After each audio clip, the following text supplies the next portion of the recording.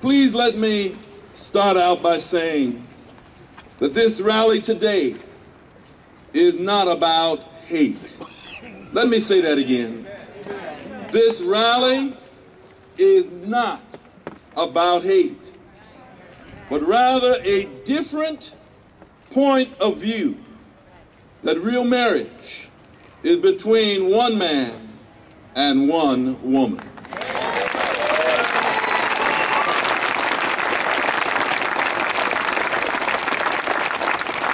For there are those who love to suggest that when you speak in opposition of the gay community, that you are speaking in hate.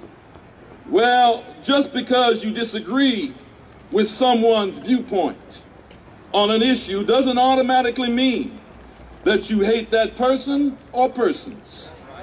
It means that you just disagree with them, that you have a different viewpoint, a different perspective. For speaking in opposition to an issue, yes, we need to understand this, a different perspective for speaking in opposition to an issue is as American as apple pie. For Abraham Lincoln and Stephen Douglas debated one another. JFK and Richard Nixon debated one another. Daniel Webster was a great debater. FDR was a great debater. And the list goes on and on and on. Just because we have a different viewpoint based on how we interpret the Word of God doesn't make us bad people, doesn't make us haters, like many in the gay community want people to think. For I come to encourage you today at this rally that those who stand for marriage between one man and one woman, we should have the right to vote on the marriage issue.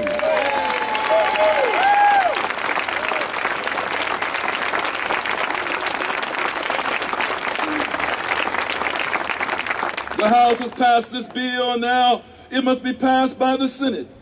For years ago, people stayed silent on the issue of prayer in the schools. Public prayer was removed. And we need prayer in school today more than we ever did before.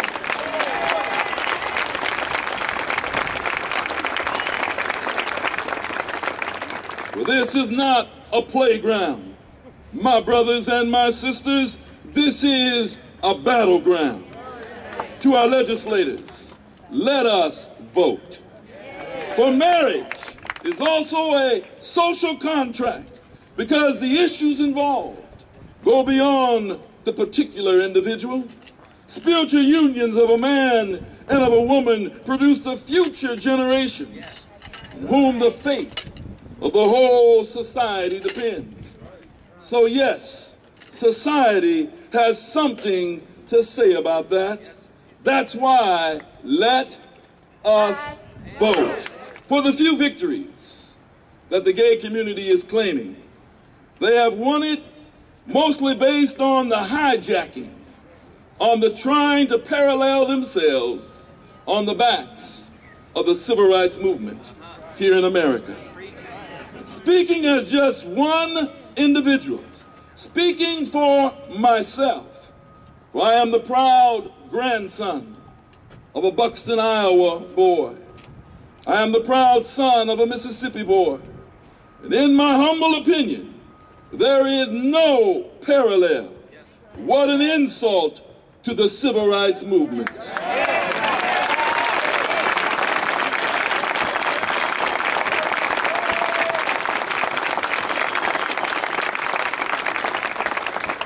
Well, I enjoy the conversations of those who love to suggest that if the late Reverend Dr. Martin Luther King were alive, he would be supportive of gay, lesbian marriage and bisexual and transgender relationships. Well, there is nothing in King's writings or speeches that suggest that, even though people try to take certain quotes and make it into what they want it to be. Some like to read into some of his quotes and suggest that for some people love to call Martin Luther King Jr. only by Dr. King. Rarely do some refer to him as Reverend first. For Reverend Dr. King, he sermonized his speeches from the Bible. For Reverend Dr. Martin Luther King Jr. was a Bible-believing Baptist preacher, was raised and trained in a very biblically structured upbringing by his very biblically structured preaching father. Reverend Dr. King Jr. wasn't taught to subscribe to private interpretations of Burger King brand religion, meaning have it your way religion. He was brought up in a very strict Bible-believing home. For deviant behavior is not the same thing as being denied the right to vote because of the color of one's skin. For deviant behavior is not the same thing as being denied where one may sit on a bus because of the color of one's skin. For deviant behavior is not the same thing as being told we won't serve you here, or we won't allow you to eat it here, or we won't allow you to purchase a house here because of the color of one's skin. Gay community, stop hijacking the civil rights movement.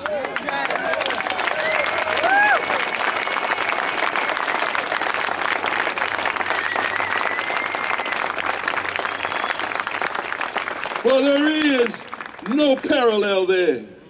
So we stand on the steps of our state capitol today to remind our legislators, let us vote. And brothers and sisters, don't be discouraged today. Keep fighting the good fight of faith. For I heard Jesus say, blessed are ye, when men shall revile you and persecute you, shall say all manner of evil against you falsely for my sake. Jesus said, rejoice and be exceedingly glad, for great is your reward in heaven. God bless you.